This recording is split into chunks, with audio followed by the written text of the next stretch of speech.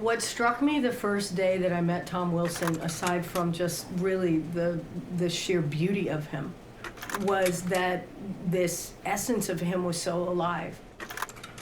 When you look at a Tom Wilson painting, you want to go there. Wow, I want to be right in the middle of that place. Or, wow, what was that guy thinking? Tom tuned in on what you found value in as art. What bled through immediately that you read was this person was so alive. He was just so alive.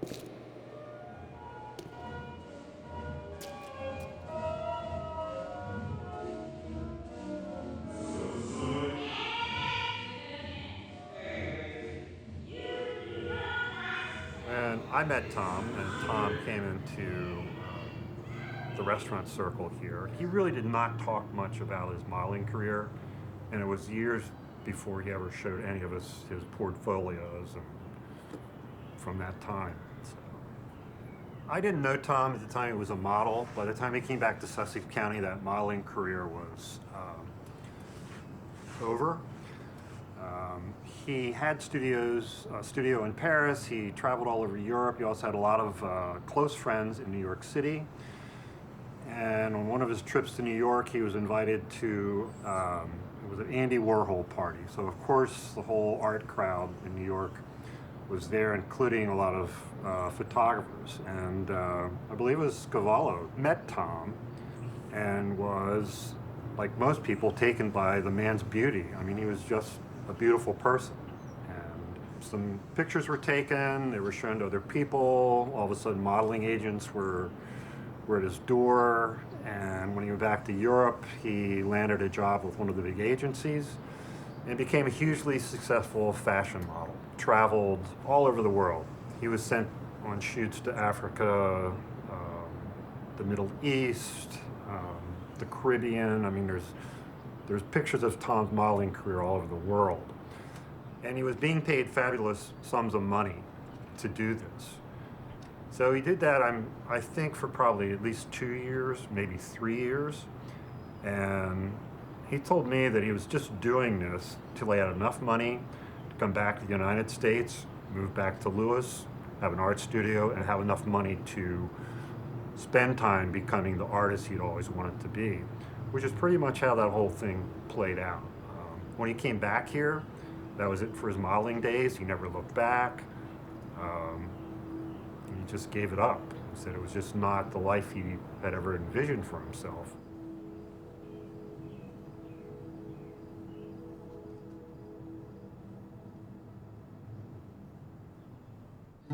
You've heard me refer to that house as the house that love built. It was. I learned love in that house. And it was a privilege to be there. The doorbell rang. I went to the door, and there was this stunning figure at the door wearing overalls and no shirt with a camera around his neck. I mean, it was like Adonis standing at the door. And I opened the door, and he said, "Hi, is Peggy here?" And I went, "Oh my, thank you, God. I don't know who you are, but..." I was not, I wasn't present when they met. It wasn't that long after it, but I can tell you there was slower, lower Delaware, still very conservative. The exploding, blossoming gay community that was here, I can tell you was met with a lot of hostility on some people's parts. So there was an edginess, for you to be out in this community was bold. The gay community here was finally coming out and being a known presence. Before that, it's a very closeted scene here for gay men and women. But by the 80s, that had all begun to change. And from that, it sort of blossomed into a relationship with my business partner, Leo Medish, who was the chef here. Tom was very interested in who was creating all this wonderful cuisine, so he was introduced to Leo, and that was it. Once they met, I think it was kind of love at first sight. It was like they were made for one another, and once they met, that was kind of it. They were a couple, and they were a couple until Tom passed away. So Tom and Leo's circle of friends grew along those lines. But of course, people that were just great fans of the back porch, that loved Leo as a chef and loved Tom as an artist,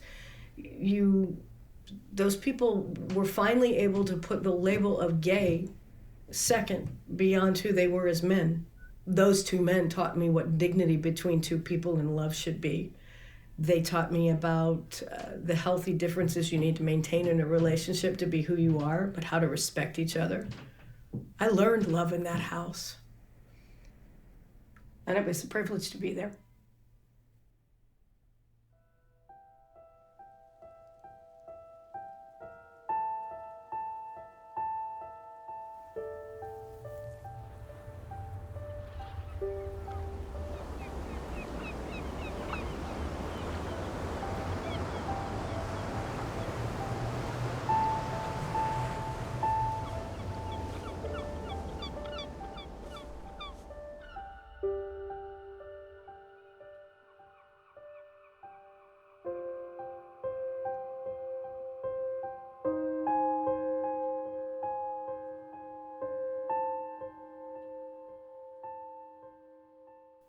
Artists give themselves permission to be more gregarious, more open, more quirky, more welcoming, more expressive.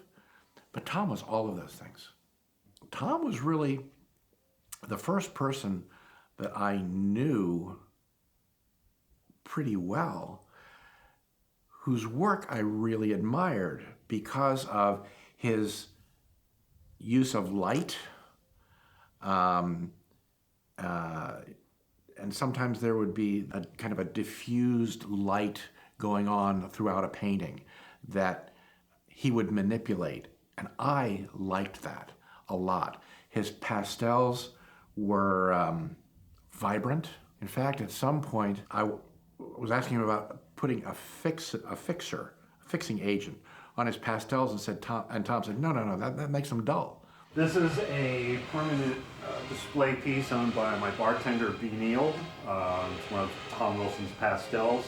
It's been hanging up there for probably 10 years, and I think my bartender could have sold it about 100 times.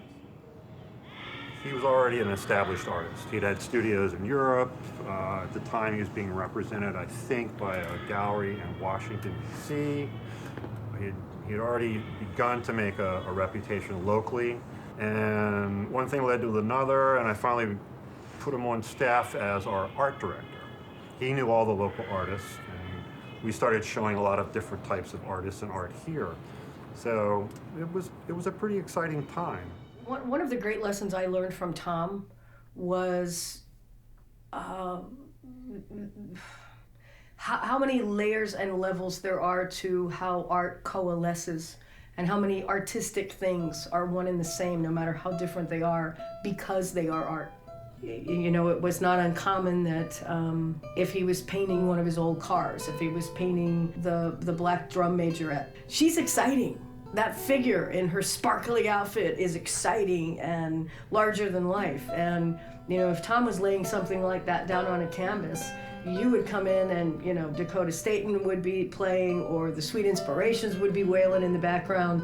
There would be music that was indicative of what I think what was trying to come out of his fingertips. The dot paintings were totally dots, different colors, different patterns, more of an abstraction. And eventually, the more representational stuff took over and the dots disappeared.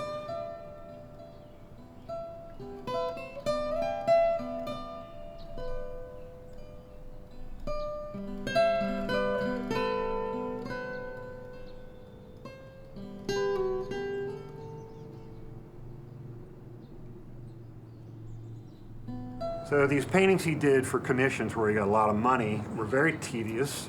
They were sometimes of people that he was not particularly interested in them or what he was painting, but it was good money, had to make a living. And so he would labor on these things. They were very labor intensive. But he had more work than he could actually produce sometimes. He had a backlog of people waiting for him to do commissions. He did not have enough time to do the subject matter he liked. And he lived on Lewis Beach in a house that had a beautiful garden with flowers. He loved the garden. And I think one day he just had it, he took some paper out in the garden and an easel and some pastels and just started going crazy. And just this burst of color and energy. And then as his health declined, I think he liked doing the pastels because he could produce those more quickly and they were sellable, so he could make a good living by doing that. It was too tiring for him. And so he started doing pastels. He started, he went into a different version of the pastels.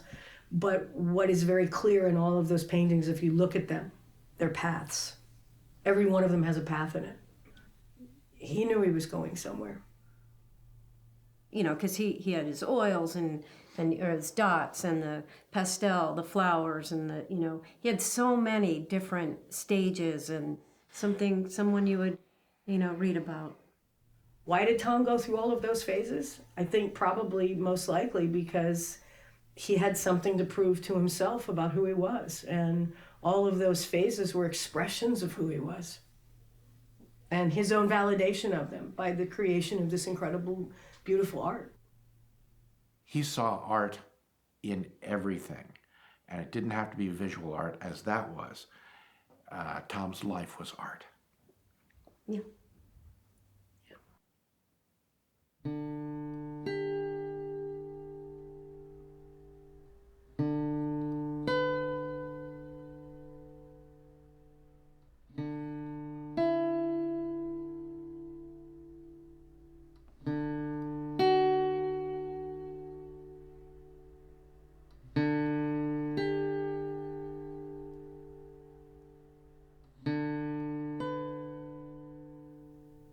And the world went on with itself.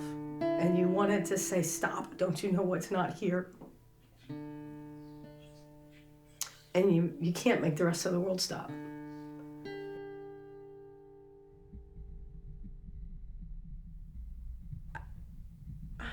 I don't know, I still remember the day when Leo told me and about Tom's diagnosis, and it was just as if everything just stopped.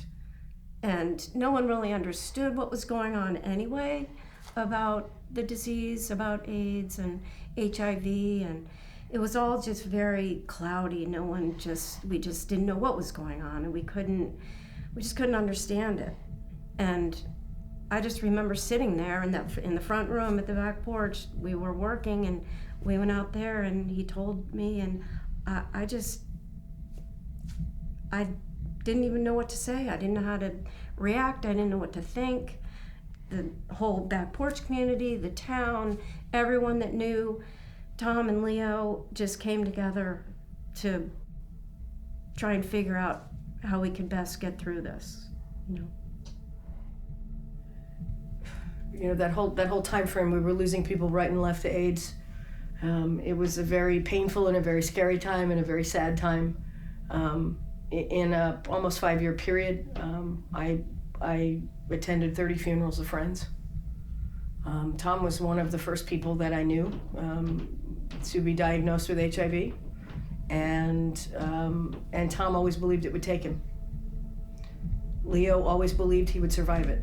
There was a big difference there, and Tom always believed it would take him. So there was a sort of darkness that surrounded him with that. It was the first person I ever knew that was HIV positive. Yeah. And that actually came really the developed disease. Yeah. And that took over and from which he eventually died. And the first person I knew. And And that brought it home. That here's something that the country, the world is facing now, but this wasn't the country, this wasn't the world, this was our friend. There came a point where he became so ill he couldn't paint, he couldn't use pastels, and some of the last things he did, which we actually have, are colored pencil drawings that are small because he was only able to hold a pencil and a pad. And it really, as his vision decreased, which would be a horrible thing for an artist, you could see in his paintings the darkness, and that's what he was seeing. You know, I'd go to work all day and I would come in and do basically the night shift. And we were all sort of in that rotation for what was almost 3 weeks in taking care of him in that final round. But I came in from work one day and Leo was in the bedroom with Tom, and it was a moment nobody was supposed to see. And I stepped in and I looked into what was the music room, the red room, and no one was in there. And then I looked into their bedroom, and you know, Tom was laying in the hospital bed and Leo was in a chair next to the bed, but he was holding Tom's hand, stroking it with his other hand, and he was laying with his head against the bed with it resting on Tom's chest. And I was so happy I got to see that moment. And the world went on with itself. And you wanted to say, stop, don't you know what's not here? And you can't make the rest of the world stop. That summer was just an absolute blur. And it was just like Tom Wilson to leave us on Memorial Day weekend. You know, it couldn't, it had to be a lot of pomp and circumstance and a time that you would never forget, you know. It was a hard summer. They had this relationship that was a covenant magnificently kept. And it was a love that never left. All those years later, Leo would say, I don't want to be alone. I don't want to be alone, but when you have the love that I've had, everything else pales by comparison.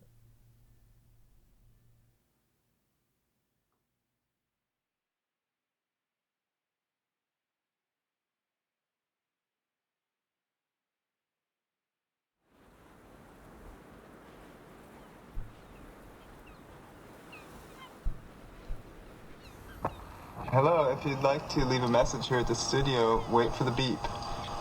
I'm not going to be in a lot this weekend. I have house guests, and if you'll tell me when you're coming, tell the machine, I'll try to be here.